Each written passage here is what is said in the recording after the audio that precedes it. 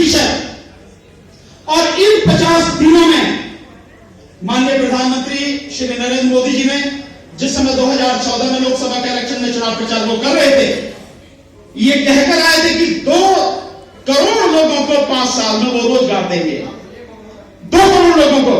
लेकिन इन 50 दिनों में 1 करोड़ से ज्यादा लोग बेरोजगार हो गए। क्या ये व्यापार का हिस्सा नहीं है?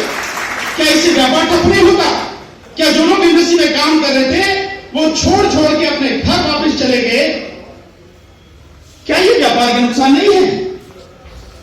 मैं मानता हूं कि सरकार को कोई भी इतना बड़ा कदम उठाने से पहले बहुत गहराई से सोचना चाहिए। माननीय प्रधानमंत्री जी ने मेरी जानकारी में या मेरे हिसाब से ऐसा कुछ किया नहीं। अगर सोचते तो हालत ये किसी हालत में नहीं होती।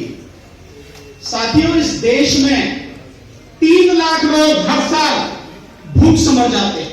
3 लाख लोग। इस देश में 40 करोड़ लोगों को 2 वक्त की रोटी नहीं मिलती। इस देश में 65 करोड़ लोगों के बैंक में अकाउंट नहीं है। इस देश की 1/3 आबादी अनपढ़ है नहीं है साथियों? तो कोई बात नहीं, आप अपनी बात कहिए, मेरी बात सुन लीजिए, मेरी बात सुन लीजिए आप, कोई बात नहीं। आप जो आंकड़े हैं आप भी दीजिए, मैं भी आपके सामने रख रहा हूं सारी चीजें। और साथियों, जिस नोटबंदी के बाद ये दावा किया गया था आतंकवाद खत्म हो जाएगा, भ्रष्टाचार खत्म हो जाएगा, काला धन खत्म हो जाएगा और जाली नोट खत्म हो जाएंगे, तो मैं इन चारों चीजों के विषय में आपको बताना चाहता हूं, क्योंकि व्यापार से जुड़ी हुई चीजें हैं।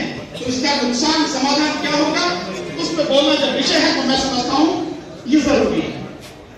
जहां तक आतंकवाद की बात है, उस दिन के बाद से आतंकवाद कितना खत्म हुआ हम सारे के सारे लोग न्यूज देखते हैं, हम सबको मालूम है।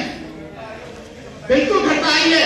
उस दिन के बाद से 7 सैनिक एक ही दिन में मारे गए और उस दिन के बाद से आप गिन लीजिए कि उससे पहले जितने मारे गए उससे ज्यादा सैनिक आतंकवादी हमले में मारे गए हैं।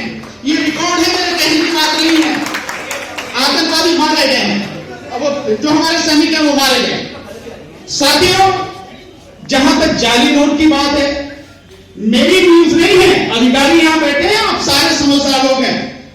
देश में 400 करोड़ रुपए की जाली करेंसी के चलने का सरकार के पास